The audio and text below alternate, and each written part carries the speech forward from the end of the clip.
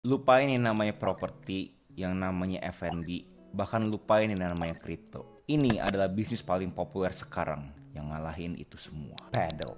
Berdasarkan raportase di tahun 2024, ada 3.282 bisnis paddle yang buka secara global. Yap, lu kagak salah denger. Setiap kali lu tidur malam, lu bangun lagi, melek lagi, ada 98 paddle baru buka lagi. Dan di Jabodetabek pun sudah direportase hampir 200 lokasi paddle. Bahkan yang dibangun aja ada reportasenya guys. Dan karena ini hype banget, jadi banyak banget juga yang ngomongin. Berbasiskan apa yang gue lihat di feednya gue, udah banyak banget yang memberikan social commentary terhadap bisnis ini. Ya mayoritas ya pada bilang bisnis FOMO. Dan ini akhirnya jadi suatu dikotomi, ada dua kubu. Kubu yang skeptisnya ampun-ampun sama kubu yang sangat optimis, yang penikmat. Kubu skeptisnya sangat ekstrim banget sampai ada yang bilang siap-siap aja ini bisnis bakal mati. Walaupun jelasnya kita setuju agak ekstrim juga ya, bisnis recreational sport, olahraga rekreasi kayak gini aja sampai disumpahin mau mati. So pertanyaannya adalah apakah pedal akan terus booming sesuai dengan reportase atau akan hancur lebur layaknya netizen yang nyinyir? Sebelum bisa jawab pertanyaan ini, kita harus mundur dulu apakah sebenarnya olahraga ini udah lama. Dibandingkan yang lain sebenarnya dibilang lama juga kagak, karena baru dibuat oleh orang Meksiko di tahun 1960. Dan cerita ini